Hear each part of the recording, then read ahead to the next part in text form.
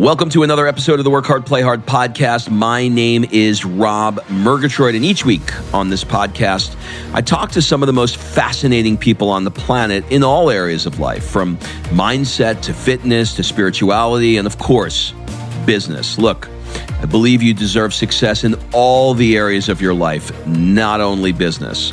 But before we get into today's show, you may want to join us on our next Work Hard, Play Hard experience. This year, we're going to be going to Mykonos and Marrakesh.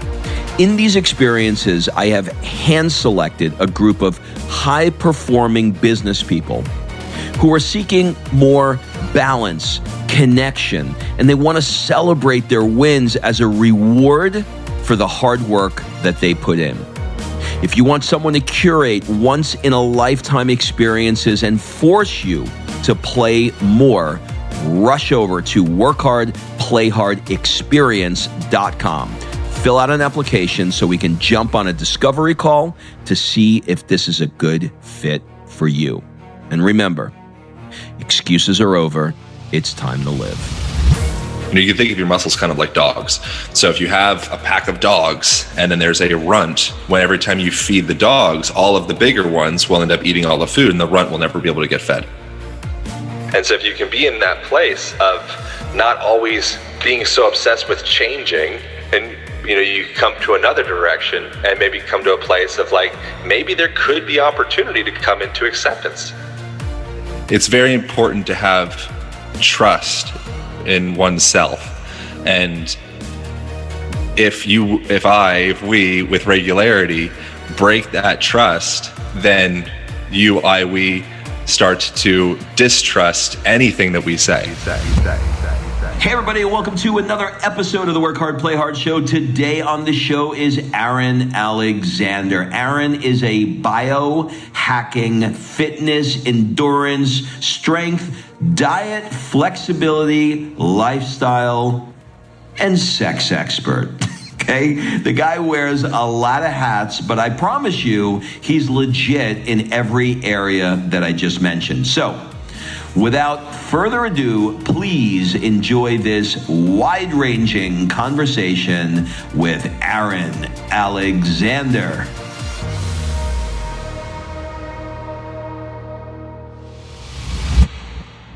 Aaron, welcome to the show.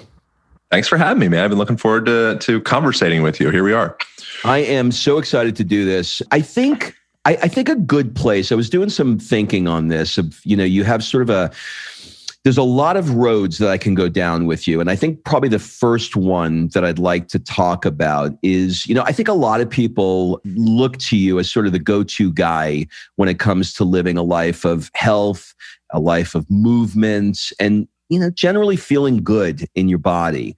But that was not where you started. Could you perhaps set the scene for us of how, maybe take us back to sort of that bodybuilding stage of your life? Like what were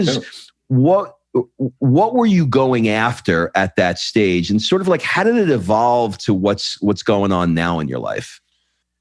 So I just wanted vanity. I didn't really care so much about like performance or health. I was playing ice hockey growing up, so I cared about that, but I could observe myself almost on like a weekly basis digressing with my skills as an athlete as a product of really just isolating each individual body part, and focusing on more of like a bodybuilding approach. And it was all back and buys, chest and tries. Yeah, man. And for me, the big emphasis was, and there's the metaphors run deep on this, but the big emphasis on was focusing on what people could see.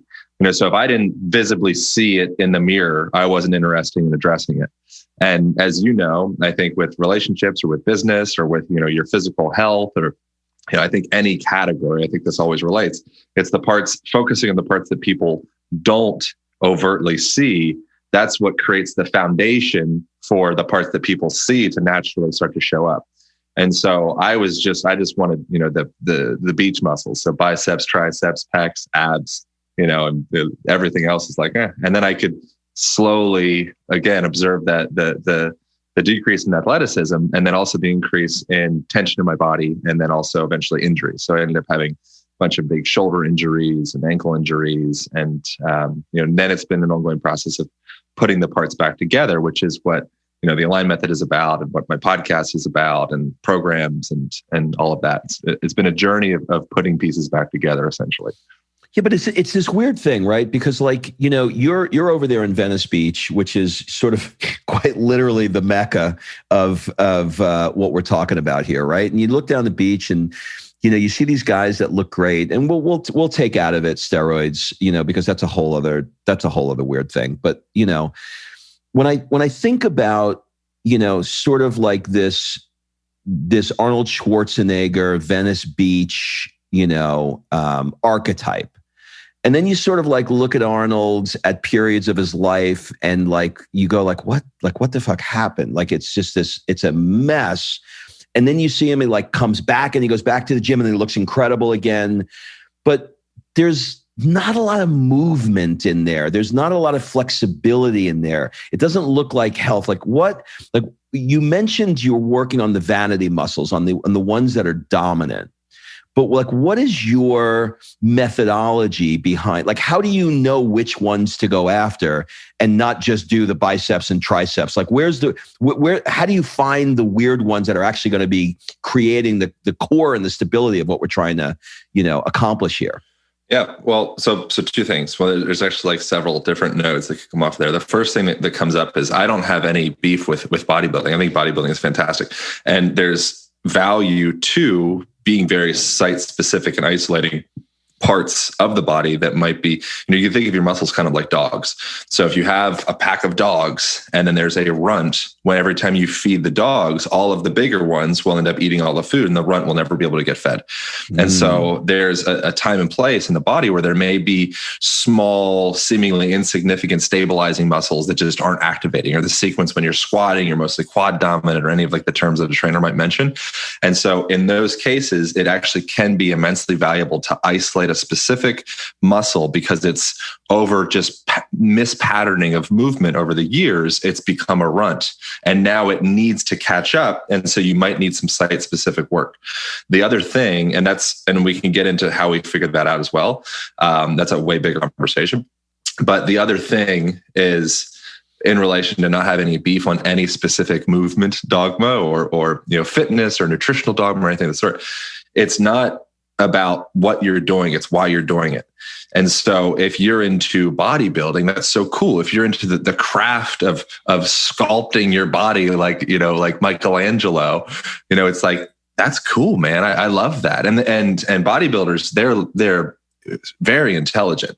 No one understands the chemistry and the nuts and bolts of how to manipulate and change the human physiology better than high-level bodybuilders. So like, hats off to them to be able to do that.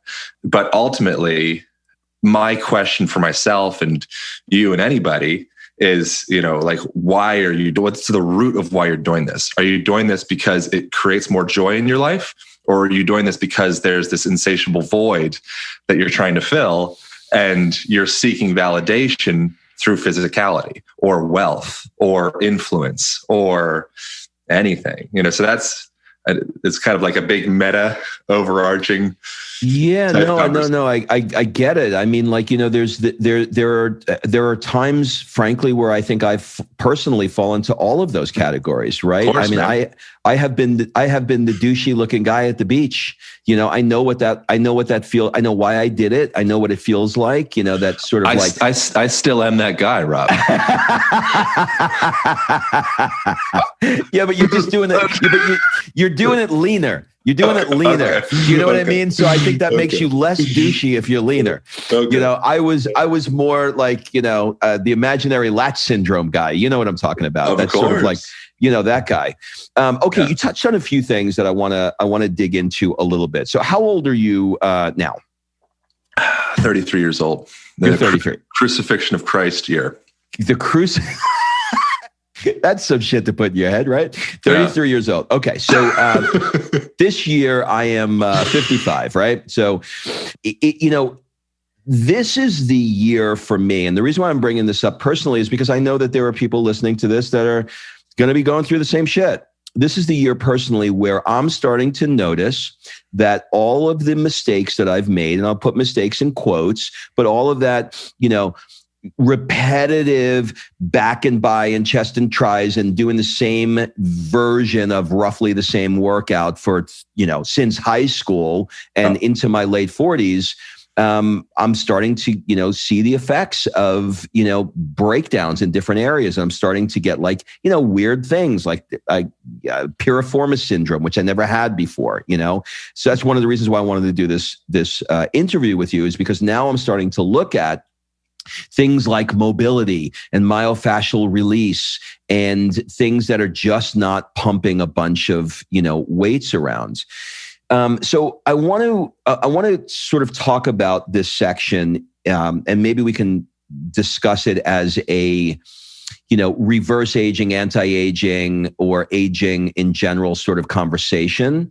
But for me, as I look through your book, and I've purchased your course, which by the way is very well produced and it's excellent. It's done in very digestible small chunks, which I love, because I can just do like a 15-minute thing today. And I love that. Right. And you're welcome, and teach me. But for the guy or girl that is starting to notice that perhaps they did not train as efficiently and as effectively as they should have through those years, and they're starting to get some pain. They're starting to get pain in weird places. And they want to begin to just train in a way that is more in harmony with their body. Where do they begin? Start looking at your environment. So with training, first of all, it's like, are you going 2 steps forward and then 3 steps back every day?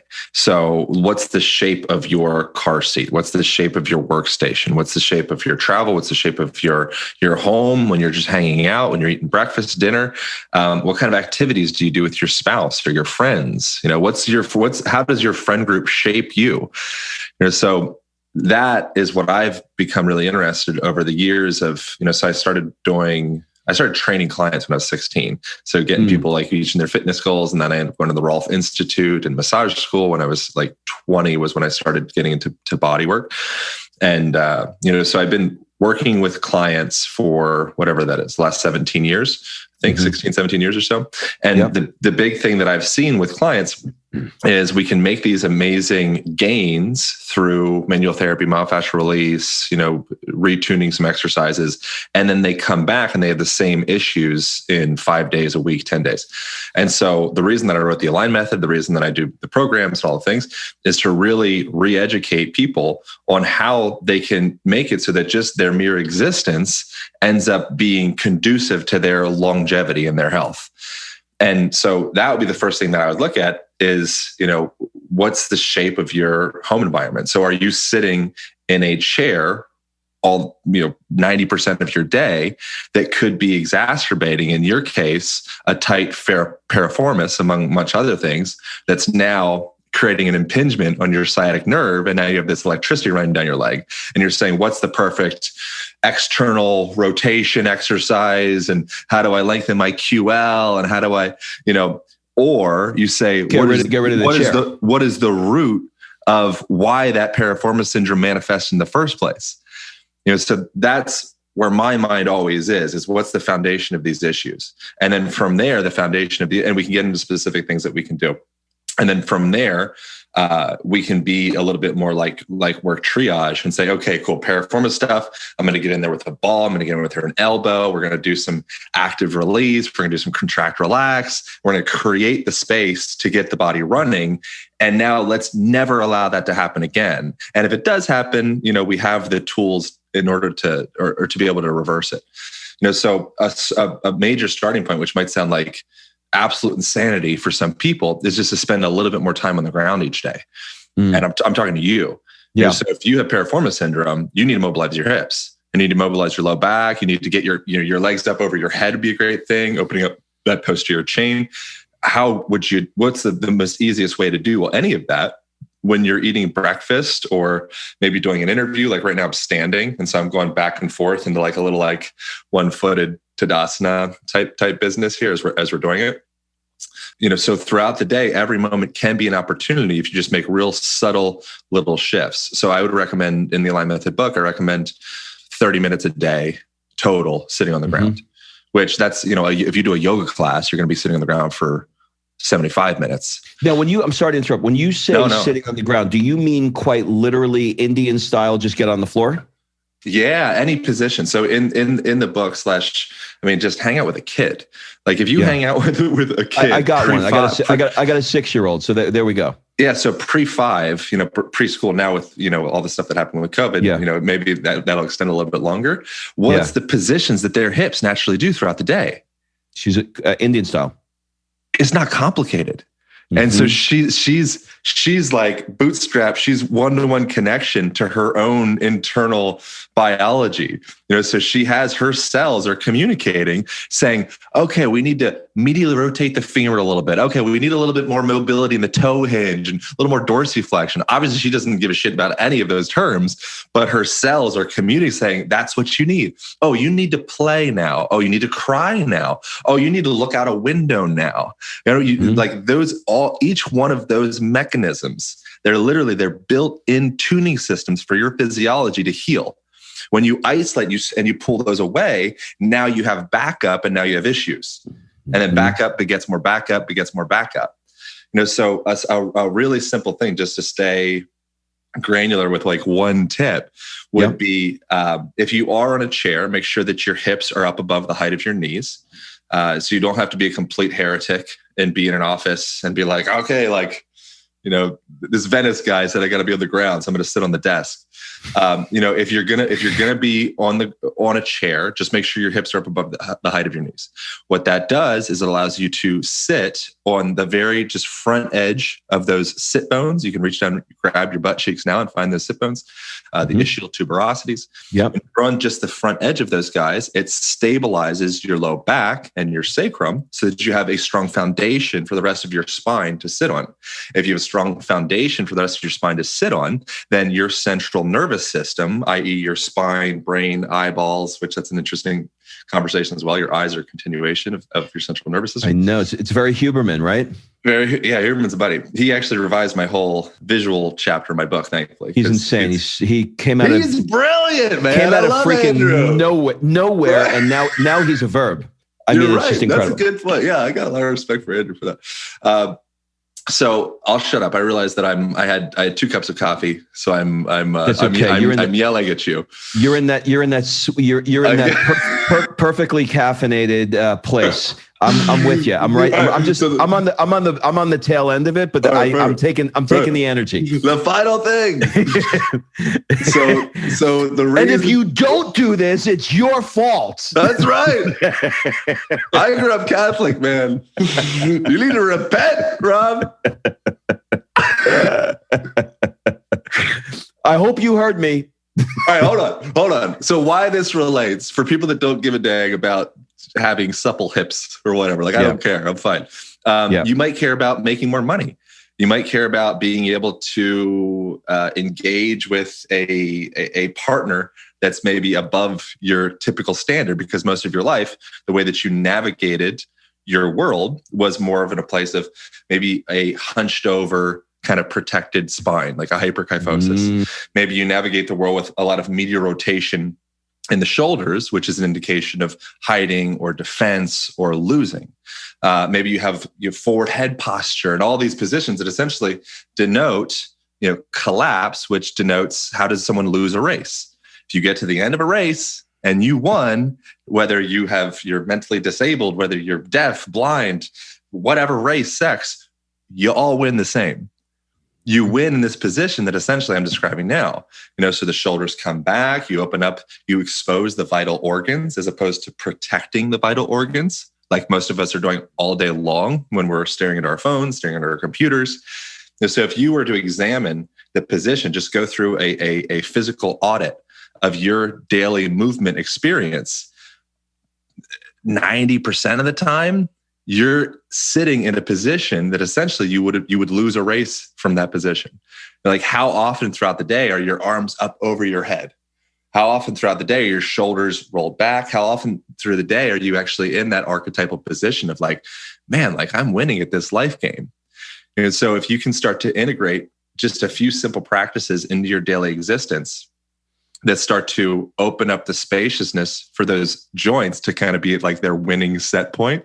When you go into the grocery store or to the yoga class or to the gym or the mall or wherever you might meet this spouse of your dreams, you're already rolling in that winning momentum from a physical perspective, which is the way that we communicate. And so that's a big deal.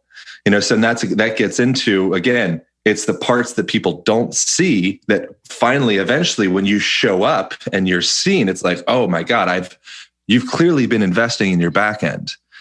And so what I'm suggesting is investing in your movement back end by starting to, come in to integrate a few basic principles to improve your daily movement It's life. so interesting. I hadn't thought about the physiology part of this, the emotional physiology parts. For example, we can pick on women for a minute. Sometimes with women who are, let's say, chestier than the average bear, they will withdraw and they'll pull that in because they don't want to be, pushed out that way. Sometimes when, not gender specific, but just people are feeling down or defeated or insecure or protective or not even thinking, you're right. They're going to hunch down, and there's going to be a price that will be paid for doing that for an extended period of time. So just change the damn position and sit Indian style on the floor, something like that. So Indian style on the floor, people might be thinking, oh, there's a disconnect. I thought we were saying like hero pose, strong, confident shoulders.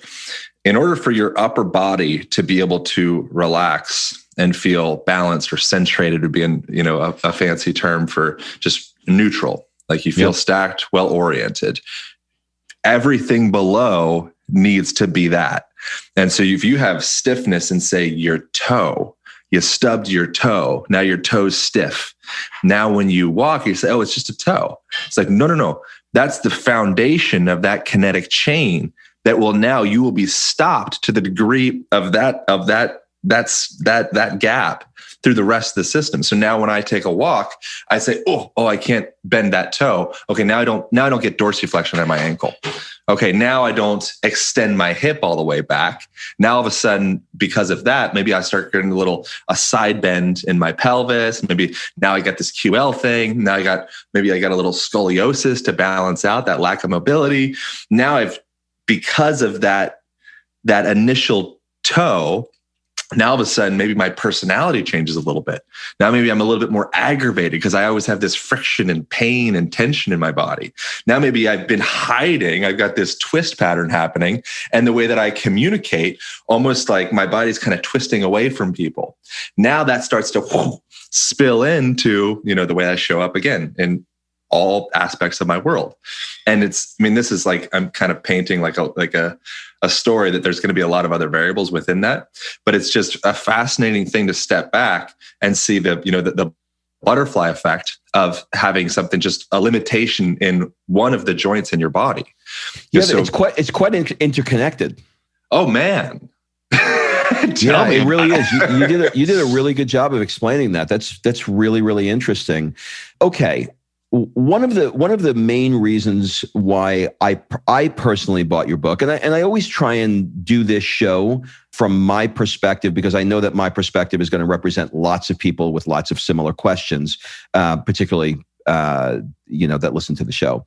And I moved from I was in Atlanta for 25 years, and I moved here recently. And when I came here, one of the reasons why I came to California was I wanted to learn how to surf. Never surfed in my life, and I just started this year. And I figured, how hard could it be? Well, 4 months later, I am still battling, sort of like that ability to go, from lying on my belly to popping up. And I've realized that I've done zero training at all in any kind of mobility stuff. So your book has been quite helpful in mobilizing my hips. Like I could not even lift my damn leg before, and now I can, do a front kick, and I could put my ankle next to my ear with a front kick. So that has helped a tremendous amount. Okay. I wanted to bounce around a little bit into a few different areas. We'll wrap up the anti-aging stuff. Really, one area that I don't know is in your wheelhouse, but I'm gonna take a stab and throw it out. Have you researched or done anything in the area of nutraceuticals, what's the word I'm looking for? What's testosterone? It's a hormone, but it falls into the I'm blanking. But anyway, things like testosterone to help you as you age. Have you looked into any of that stuff? Yeah, and I mean, I wouldn't deem myself expert in this category. So I have a lot of friends that have invested a lot of time and energy into it. I think peptides. Yeah, I mean, I've once again, I don't inject anything. I don't, for me personally, if I don't get something from food, then I'm not overly impressed. I'm not overly sold, just because it's like your body's running on millennia of evolution, depending upon your belief system, at least 6,000 years of your creation. Right. And so in that time frame, I personally, and I double, triple down on the things that your body is recognized for that millennia. Yeah. So most things that I do are outside of like, injecting stuff into my bloodstream or anything of the sort. But I get IVs, and I've heard great things from peptides, but I would pass on the question because I don't deem myself expert enough or have enough depth on it. Okay, cool. This one you may know more about. And I don't know. I'm not judging here. I'm just asking. You'll understand why I'm raising my eyebrows. Yeah. Things like ayahuasca. Things like those sorts of things. Do you dabble in that world? Do you recommend that world? Is it a good idea? I've done ayahuasca 4 times. Okay, then you're the guy. No. I'm not the guy. No. You're not the guy. No. Four times doesn't make you the guy? No, 4 times is like a retreat. So when you go to a retreat, you'll do it, 3 to 4 times. So I've done 2 retreats, and I did 2 on each of them. Okay. And so... No, I don't recommend it. I think but I don't not recommend it. It's one of those things that it's like, I mean, it's like nuclear fusion. It's like when you tap in to the potential impact of a little mushroom, or this little thing of tea, like it's unless you've had the experience, it's really hard to put into words and express, and it's going to be so different for every person. I think the value could be if you're so wrapped up. Ultimately, we're just running stories. And so if your story works for you, whether it's Christian, whether you're Mormon, whether you're atheist, agnostic, Republican, whatever your human suit is, if you feel comfortable in there and it's working, have at it. If you want to go deeper, you can begin to have the conversation of acknowledging that this is a suit. And this identity and this name, it forms you. It forms the way that you live. So you can just look at like the Stanford prison experiments as an interesting example, which I feel like you probably have heard of already. I have. And there's been contention around the way that it was conducted, just like most of the big studies.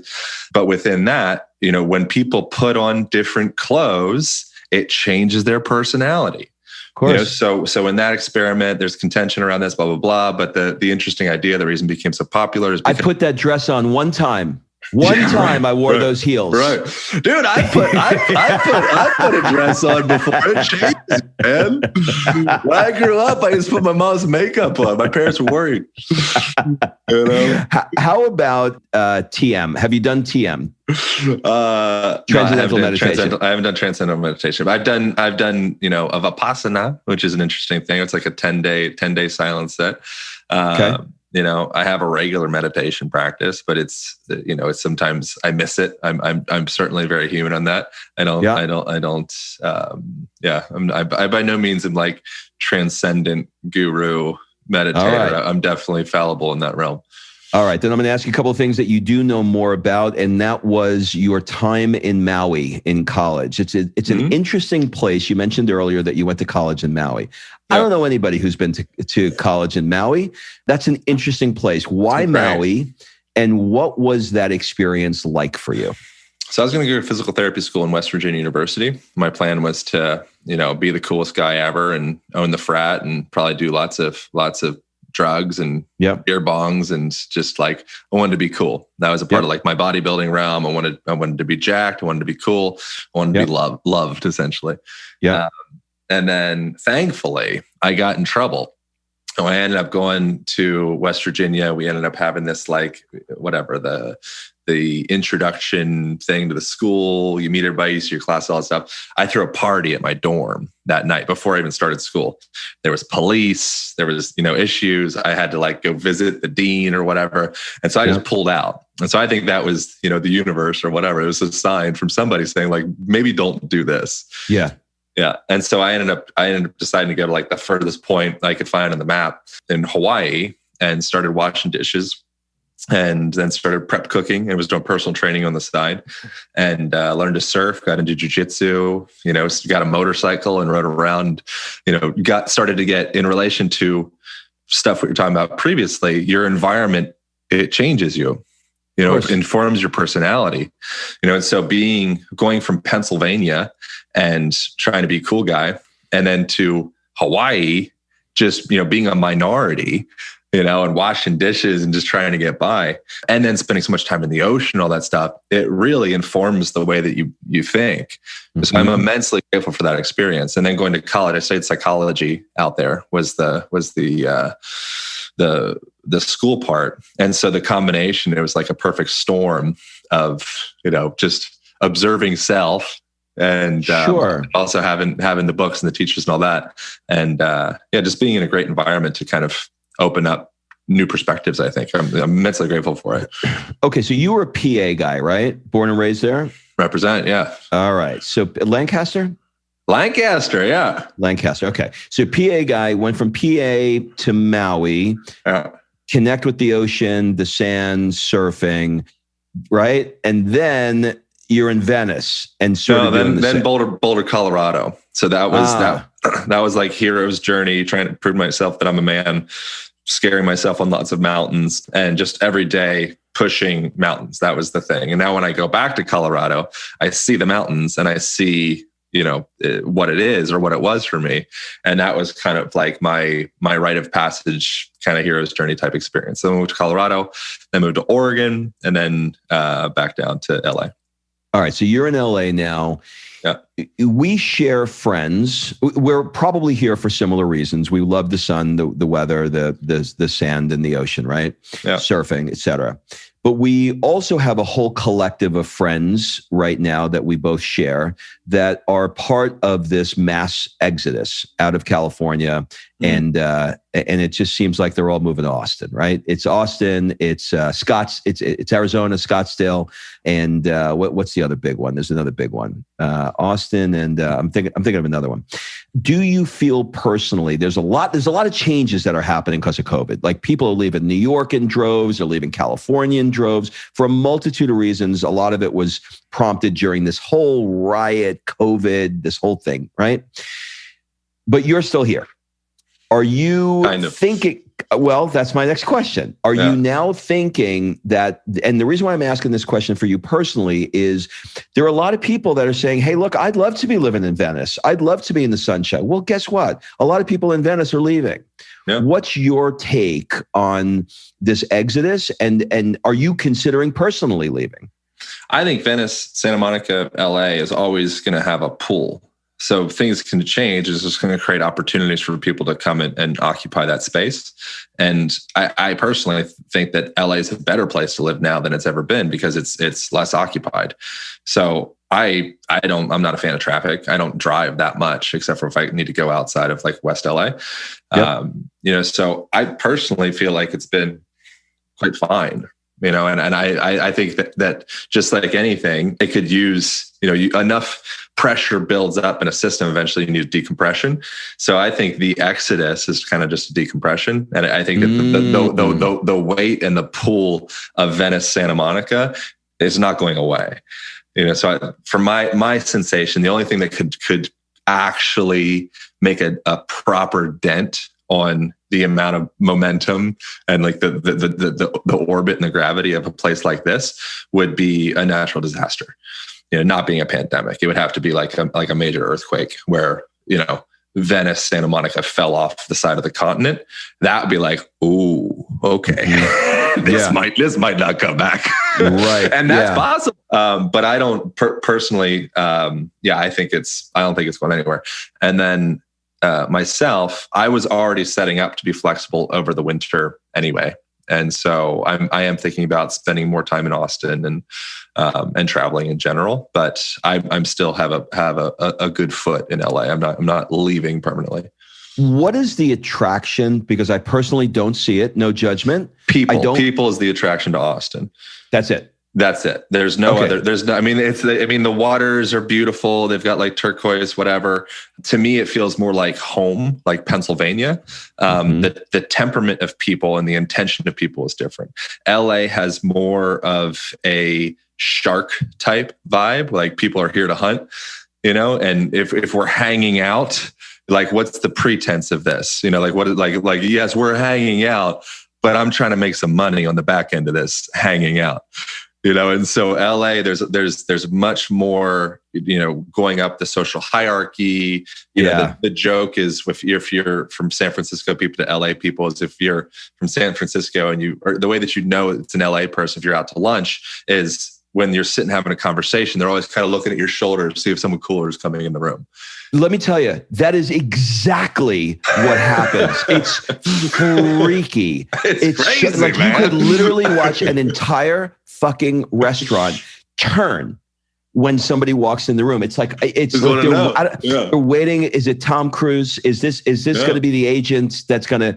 But I don't. The good news is I'm in Hermosa, Manhattan Beach area, and that stuff. Yeah. That stuff doesn't exist here, thank God. But I know exactly where you are. Okay, so I want to talk to you a little bit about something I know you know a lot about, but I know zero about. What is rolfing, and why did you decide to be a rolfer? Rolfing is a terribly branded name. It's the last name of Ida P. Rolf. And so she was this angry German lady in New York that wanted to heal her son who had some physical issues. And so she got deeply steeped into osteopathy and things of the sort. So essentially what it is if you've ever worked with a trainer, been in a yoga class, and they mentioned fascia, rolfing is instructional integration. They're kind of like probably the primary pioneers in the conversation around fascia and connective tissue. And so the focus from rolfing, or structural integration, is the umbrella term for it. Originally, Ida called it structural integration. And then as she started to get old and she was about to die, they would say, oh, you're getting rolfed. And so it wasn't her idea to call it rolfing. Terrible name. If you don't know what the hell it is, it's like rolling on the floor laughing and some kind of like regurgitory ayahuasca thing. Like I hate this out of it. But the focus of it is, like a chiropractor would be thinking more like working on moving bones. A rolfer, structural integrator, is focusing more on hydrating your connective tissue. So places throughout your body, or your fascia, places throughout your body, if they don't move, if they get impinged, stuck, twisted, turned, bound up, then new fluid can't permeate that area. An area that is bound up in that way, that gets dry, like beef jerky type tissue. Again, dryness begets more dryness. Like the rich get richer and the poor get poor. Mm-hmm. Your dry tissue gets drier, and your moist tissue gets moister and healthier. And so her focus was on this connective tissue. And the big thing was reorienting the relationship of the whole body. So instead of thinking just like, I'm going to get a full body Swedish massage, it's thinking, what's the orientation of the foot to the knee, to the pelvis, to the spine, to the head? And how can we make some subtle changes in the function of the body, so that when you get up off of the table, just you walking, breathing, and living your life, it actually makes you better.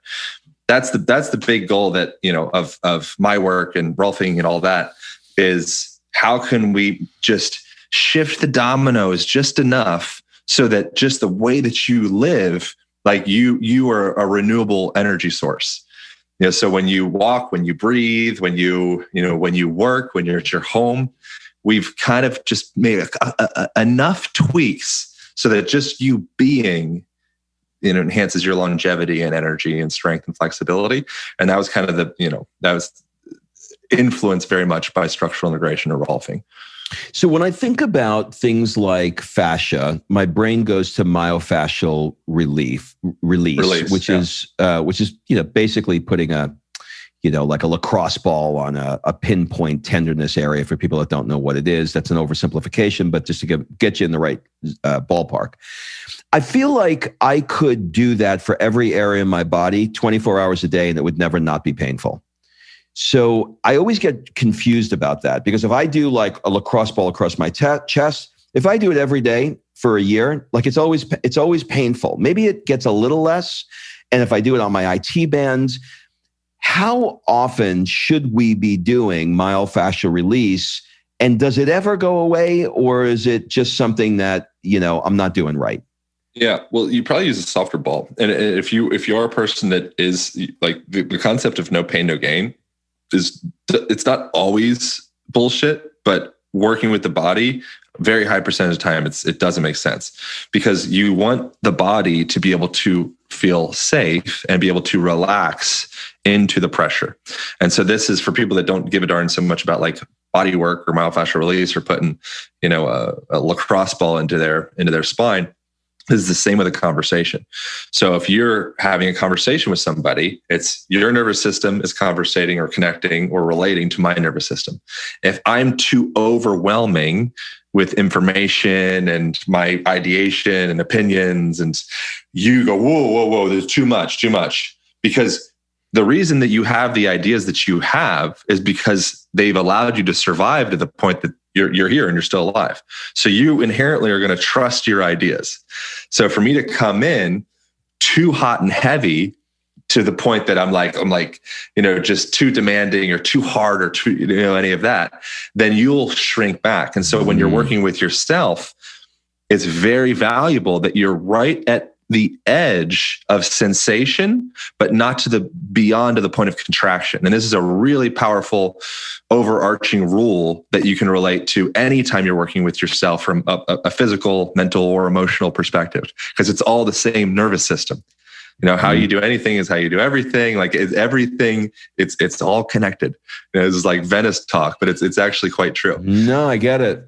I get it. In fact, I think that's the problem. I am, how you do everything is how you, like, I'm going after it the way I would go after any goal. I'm trying to wrestle it to the grounds, and my body is pushing back, going, I'm gonna trigger that stress reflex. I'm not gonna release it, and I'm gonna tighten it up, and it's gonna actually make it worse. Yeah. So you have two. Helpful. Yeah, you have two energies that are pushing against each other, and this gets into the present political situation. This gets into like the level of otherness that we have culturally is more than I have ever seen it in my short lifetime. I don't know if it's more than you've ever seen it. Oh, this year in 55 years, I've never seen a year like this year. Yeah, that's what I hear, and so. What a great opportunity to start with your relationship to your body and watch that trickle out to your relationship to your neighbor or to your politician or to your, anyone. And so if you can be in that place of not always being so obsessed with changing, and, you can come to another direction and maybe come to a place of like, instead of how you do anything, how you do everything, always being like attack change mode, maybe there could be opportunity to come into acceptance. Maybe there could be opportunity to come into like, you know what? It's okay. I don't need to change. This is good. I see why you get paid the big bucks. Why you have the reputation you do. This is all really good. Really good. I got words here. I got decompression, shark vibe, acceptance.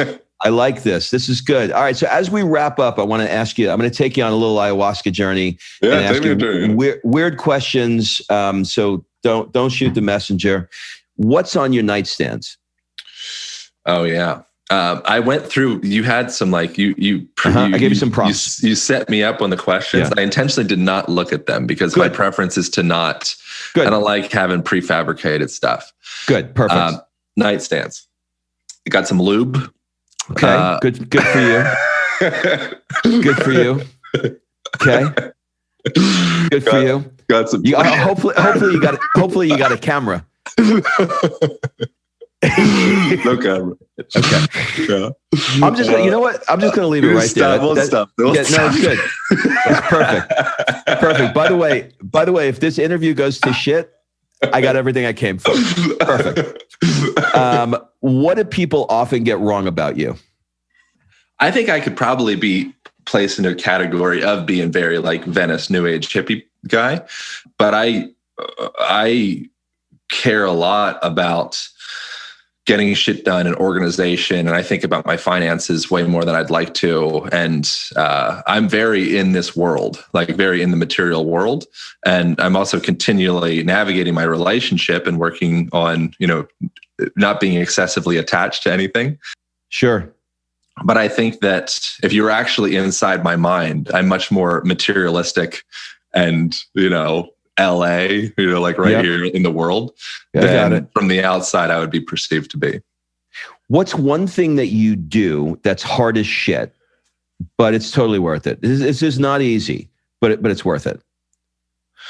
The more like meta answer would be emotional vulnerability and just being, vulnerable with another person, specifically a woman, and opening myself up to rejection.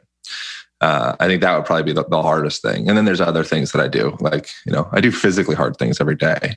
That's it's a big check-in point for me is again, how you do anything is how you do everything. So when you're at that point and, you're doing farmer carries or sled pushes, or, you're spending 12 minutes in a freaking 35-degree body of water where you get out and your nervous system's completely fried and you're like, okay, I'm not going to do that again. Those are all opportunities to be able to witness yourself and examine where you think your energy levels are and then where they actually are. And so we have so much more potential than what we give ourselves credit for. So few people ever actually tap into the depth of their wells, and they're just at this superficial layer and they just ride that. And so having those physically demanding opportunities for me are just, they're very tangible and real and now ways for me to kind of be able to like dig that well a little bit deeper. And then I think that the big work especially for probably men, because physical stuff comes more easy for men, would be that emotional stuff and being opening yourself to, put yourself on the cutting board and say, here are my parts, dismember me if you choose. Warts and all. What's one rule that you have for yourself that you're never going to break? Like, I have this rule in place and I'm not breaking it. I think just being honest with myself. I think that's the big thing. We, but I guess I speak for myself. It's very important to have trust in oneself. And if we with regularity break that trust, then we start to distrust anything that we say. And so starting from that, everything starts from the source. You are the source. So starting with that relationship with yourself of really true, like, if I say a thing, I'm going to fucking do it. Yep. And being very intentional with my words and the things that I put out there and being more immaculate with my word, and that's a work in progress for me. But I think that that's the thing that comes to mind. It's great. It's very 4 agreements. Yeah, sure. That's the 4th agreement. Be impeccable with your word, I believe. I don't know if you knew that. I read the book. I didn't remember that. But it stuck. The good stuff sticks. Mm-hmm. If you could spend 1 month anywhere in the world, where would it be and why? Oh, Tanzania. I'm planning on going there Tanzania. I'm potentially going there this winter. Yeah, I want to do another book, essentially, that would involve like Hadza people and tribesmen and the way that people have been living for, again, millennia or 6,000 years, depending upon your belief system, be able to have the opportunity to do some video and create some content and create a storyline of their experience, the way that they live in their daily lives, and integrate that into a Western model. So Tanzania is what comes to mind presently. Just a light read. Okay, perfect. Yeah. I love it. Yeah. Just easy breezy. Yeah. All right, so we'll do a lightning round as we wrap up. First thing that comes to mind to you is, What would your friends say is one of your superpowers? Oh, I'm a goofy bitch. I'd say probably, yeah, I almost, no matter the scenario, the darker it gets, typically I have this strange switch that goes into how this shit is just so silly. It's great. It's really great. It's really, really great. And it probably comes in very, very handy. What keeps you up at night? It varies, man. Whatever the stresses of the day are. I don't think I have a consistent, like, oh, I have, Okay. goblins reoccurring dream or something like that. It really depends. Cell phone is such a terrible thing to have around your house at night. So, I could go like, my immediate mind goes into like emotional whatever, but the reality is what keeps me up at night. Not having enough, so much more granular brick and mortar, like the physical parts that keep me up at night. Light pollution, terrible. Your eyes, the way that you process, the way that your physiology determines what it should be producing is based off of the frequency of light that penetrates your eyeballs. Your suprachiasmatic nucleus is an unnecessary term for the organ that it's passing through. It's that optic chiasm, yeah. Yeah, exactly. So when you are being exposed to blue light's great, immensely valuable. And we've kind of villainized blue light. Blue light's very important. You just want it during the day, in morning time. But after that sun goes down and your body is getting set up to start to go into rest and digest and repair and, producing melatonin and putting yourself into that, the other side of the coin, your coin is flipping over. And so when you go into that position and then you get blasted by your cell phone, your computer, lights, TV, all of that, that's problematic. And then there's also the emotional tie that we have to notifications, emails, all of that. So our dopamine levels, all, your norepinephrine, all the cortisol, the stuff that kind of gets you like, whoo, alert, I'm here.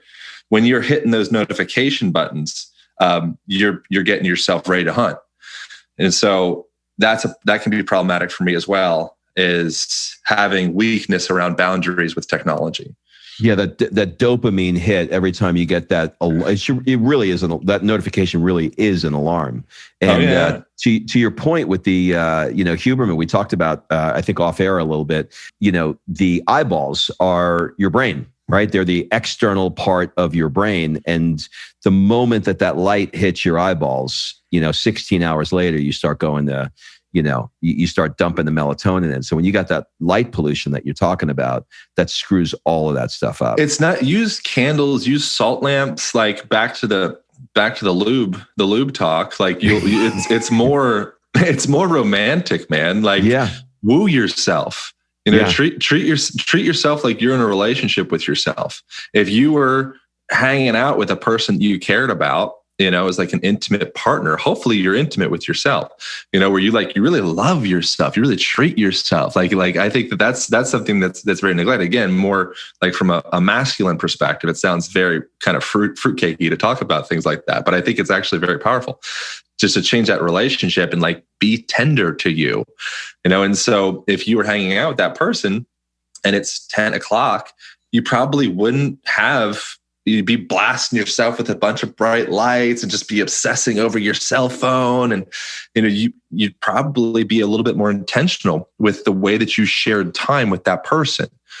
So why not kind of take that same intentionality that it's easy for us to carry on to another person and bring that into our relationship with ourselves?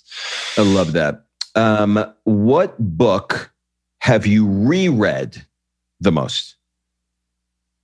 Man, I hate that this is the book that I've reread the most, but probably Way of the Superior Man by David Data. Yeah, it's a great book. You read that one?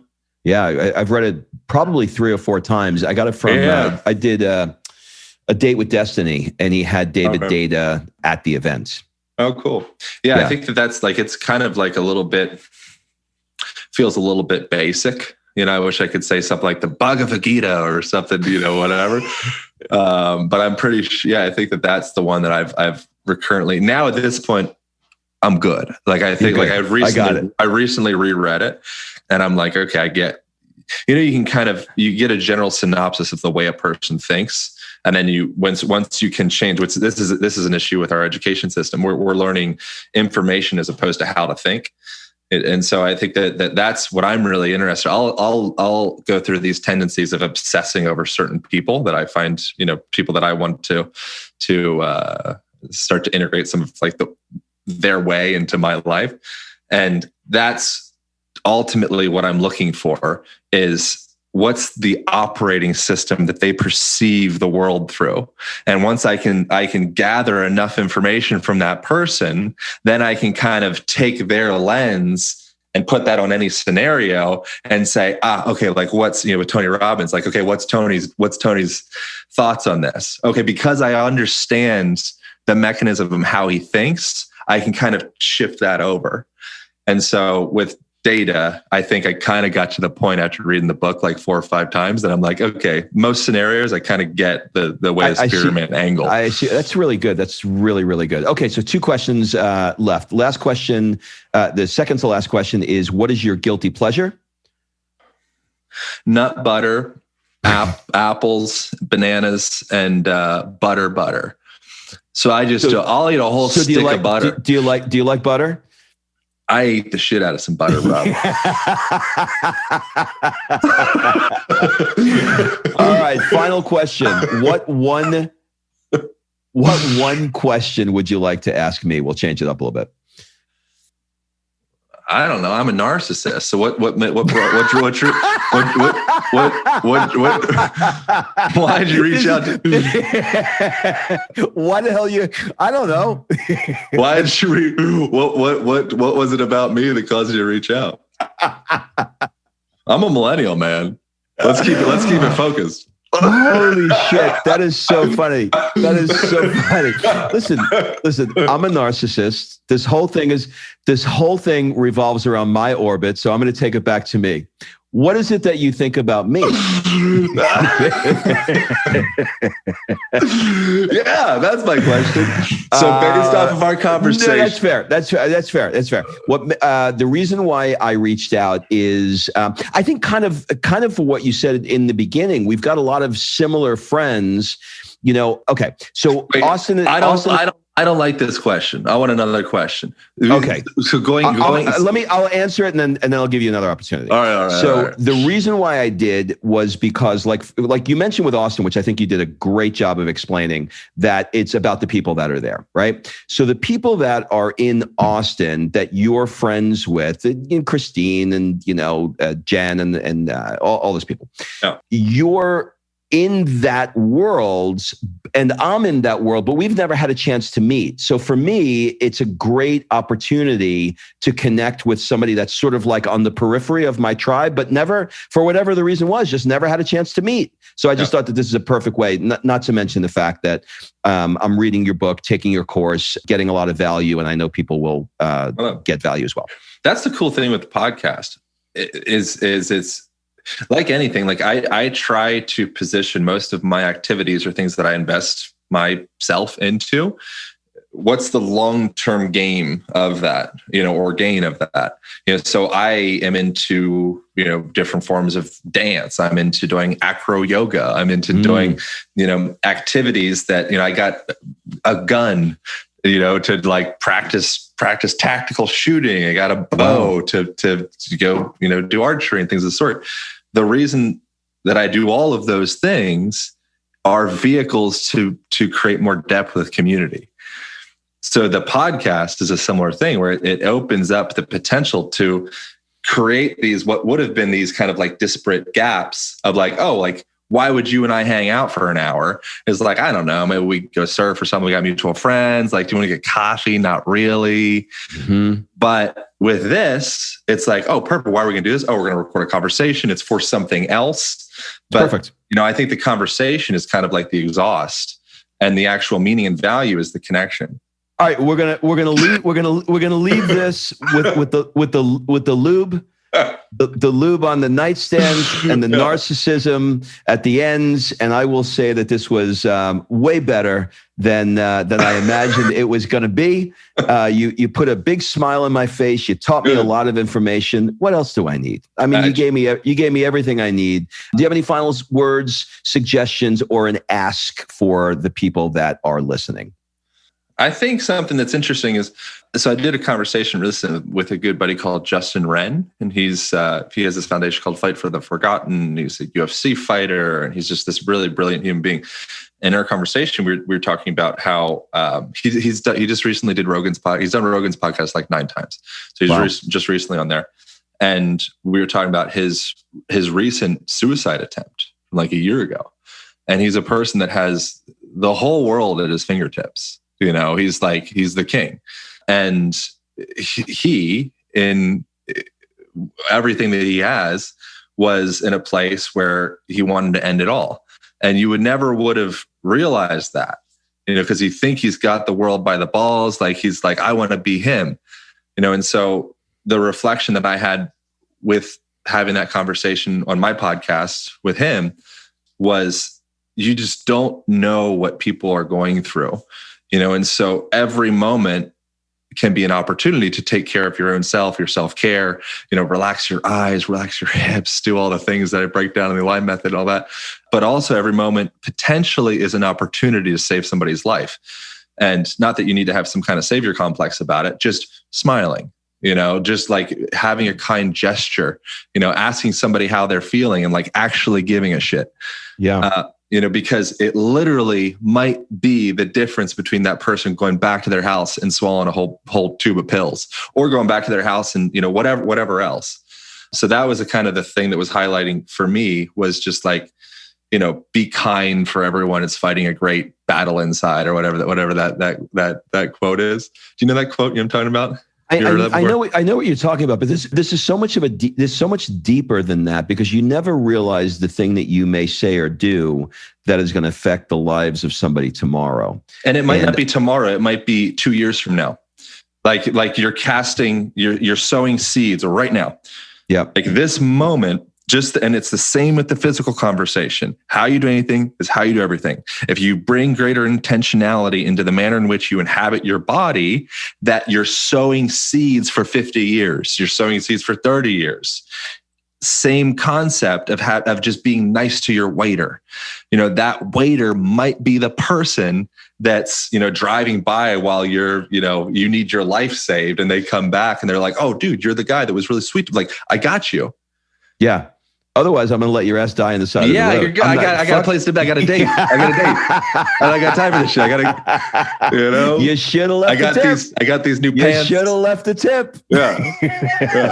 So I think that would be a big thing. Yeah. Thank you for this. This was absolutely wonderful. I appreciate it. And we will link up everything in the show notes so they can get their hands on your Align Method, which is awesome.